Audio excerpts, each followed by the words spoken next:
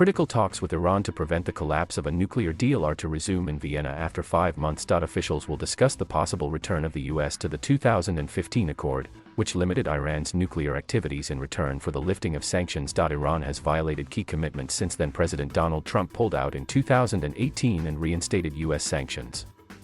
Joe Biden is willing to lift them if Iran reverses the breaches. But it wants the US to make the first move. Western diplomats have warned that time is running out to negotiate a solution because of the significant advances Iran has made in its uranium enrichment program, which is a possible pathway to a nuclear bomb.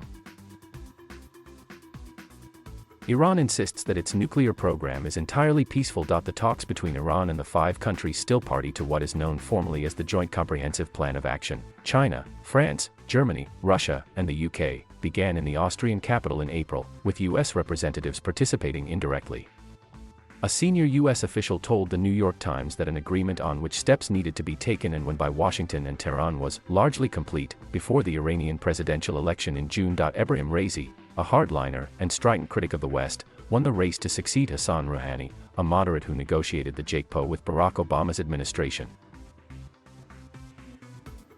Mr. Raisi promised before taking office in August that he would not to let the talks drag on, but he did not agree to return to Vienna until earlier this month. He has insisted that Iran's negotiators will not back down in any way in defending its interests. The Iranian Foreign Ministry has said they want an admission of culpability from the US, the immediate lifting of all US sanctions, and a guarantee that no future US president would unilaterally abandon the deal again. Mr. Biden's special envoy for Iran, Robert Malley, has said the US is prepared to take all of the steps necessary to come back into compliance, including lifting the sanctions imposed by the Trump administration that crippled Iran's economy. But Mr. Malley has also warned Iran that the window for negotiations will not be open forever. This is not a chronological clock, it's a technological clock.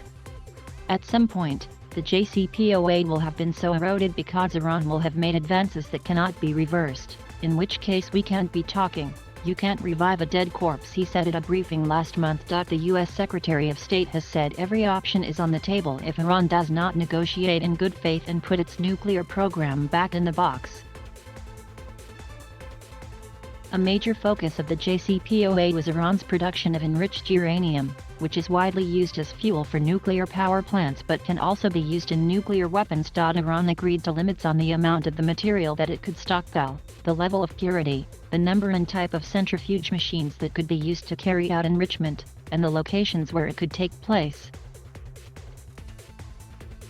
It began gradually breaching those restrictions in 2019 in retaliation for the sanctions reinstated by Mr. Trump, who called the JCPOA defective at its core and wanted to compel Iranian leaders to negotiate a replacement. Iran has now amassed a stockpile of enriched uranium that is many times larger than permitted, including some that is 60% purity, a short technical step away from the 90% needed to make a weapon. It has also installed hundreds of advanced centrifuges, resumed enrichment at previously converted underground facility, and taken steps to produce enriched uranium metal, which is a key material in nuclear bombs. Inspectors from the International Atomic Energy Agency have also had their access to Iranian nuclear facilities significantly curtailed. The mood music surrounding these talks is not great. Iran's new government has dragged its feet, taking almost 6 months to come back to Vienna. It arrives at the table laden with new, maximalist demands. It's not going to talk about its nuclear activities, Iran says. These talks should be all about the US lifting sanctions. All of them. Immediately. Verifiably. With guarantees a future US government would not pull out of the deal.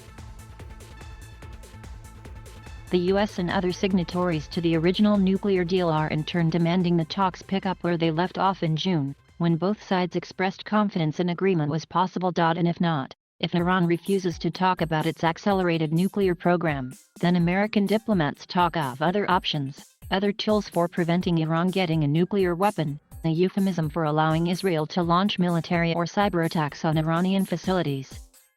The bottom line is that Western powers do not yet know the intentions of this new government in Tehran. Is it serious about negotiating a deal and agreeing the compromises that would be necessary, or is it playing for time to enrich more uranium, which potentially could be used in a nuclear weapon that Iran insists it does not want?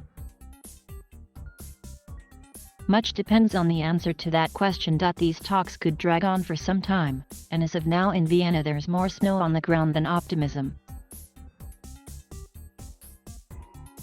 Thank you for watching. Please subscribe.